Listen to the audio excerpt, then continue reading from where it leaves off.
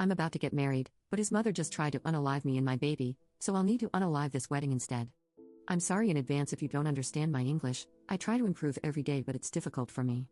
I am 29 years old, and I have been with my partner for 12 years now.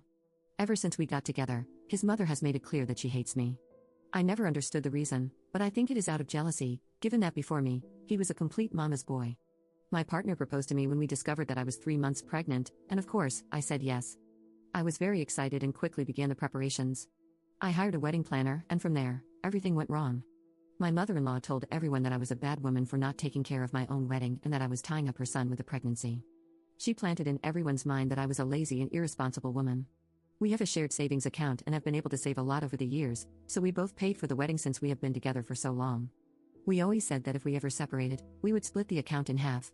Now that we were going to get married and have a baby, we used it for planning. However, my mother-in-law insisted that the tradition is for the bride's father to pay for the wedding. Since I don't have a father, she argued that I should take care of the expenses. My fiancé told her that this idea was stupid and that she should stay out of our finances. He made it clear that he wasn't asking her for money. Despite my boyfriend threatening not to invite her to the wedding, my mother-in-law continued making comments like that. Everything collapsed when I tried some dishes from the banquet and realized that they contained nuts and other ingredients to which I am allergic to, even though I swear I had reported my allergies to the coordinator. I ended up in the emergency room, but luckily nothing happened to my baby. My boyfriend asked the organizer for an explanation, and it turns out he never received my list of allergies. We communicated by email, and we kept everything saved on a document containing all that information before we sent it to the coordinator, but when the coordinator got the document, it was missing all the things I was allergic to. My husband has the document saved on his mother's computer, which was our old computer. My husband didn't hesitate and immediately accused her of it. He also told her that he no longer wanted to have any contact with her. As for me, I began to rethink my entire situation. He has already said the same words to his mother before, but eventually brings her back into our lives. I can't trust his words.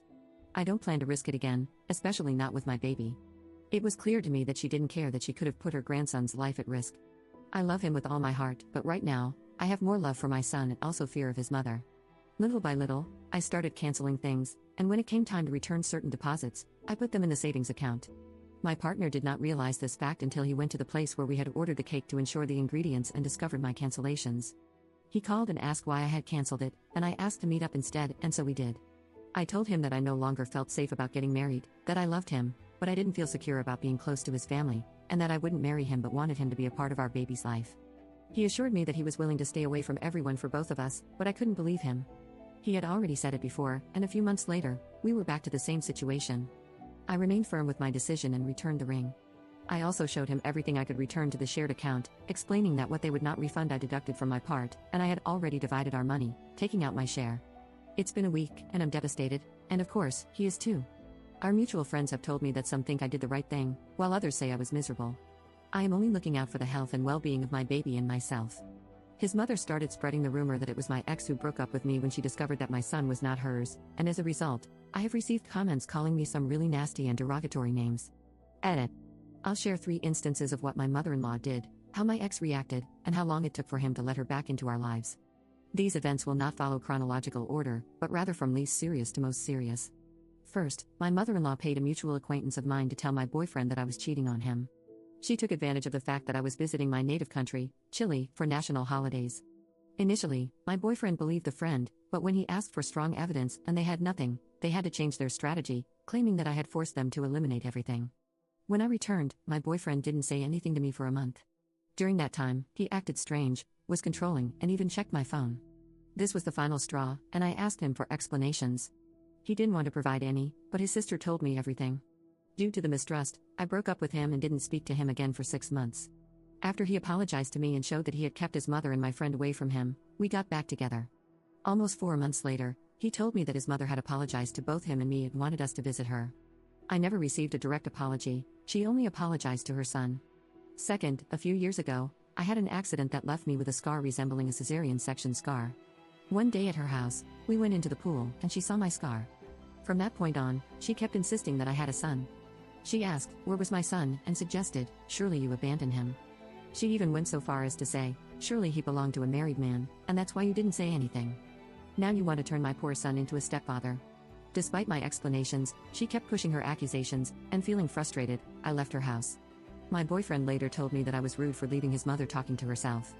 I then told him that if he wasn't going to defend me, it would be better for us to break up. Although he didn't want to end things, he eventually spoke to his mother to stop her from spreading false accusations, but she had already told everyone that I was a dirty woman trying to make her son a stepfather. My boyfriend claimed he stopped talking to his mother, but 2 weeks later, when I returned from work, he was in the bathroom, and his mother was rummaging through my drawers. When I confronted her, she demanded to see photos of my son. I told her to leave, and she started swinging at me. My boyfriend emerged from the bathroom and witnessed his mother calling me a number of derogatory names while getting physical with me. He eventually kicked his mother out of the house. A month passed, and out of nowhere, he told me to get ready, saying, "Let's go out." When I asked where we were going, he said to a restaurant to celebrate his mother's birthday. And lastly, this incident occurred when we were together for 2 years. I had shared several occasions at his mother's house, but never for Christmas. During that dinner, each dish contained 1 or 2 ingredients that triggered my allergies. I couldn't eat anything, and I practically had to force myself not to eat. Fortunately, I realized it before trying anything, just before putting the food in my mouth. She was aware of my allergies, but she pretended not to know. My boyfriend supported me that time and left the dinner with me. The next day, his mother went to his house complaining about why he left. It was the first time my mother-in-law confessed that she had never loved me, that she hated me, and she admitted that she did it with the intention of seeing if I would get a reaction. My partner kicked her out of the house and didn't speak to her again for an entire year. Later on, the lady faked that she had a heart attack and he allowed her back into his life. I found out years later that it was fake because my sister-in-law told me. Update 1. Thank you everyone for your comments and advice.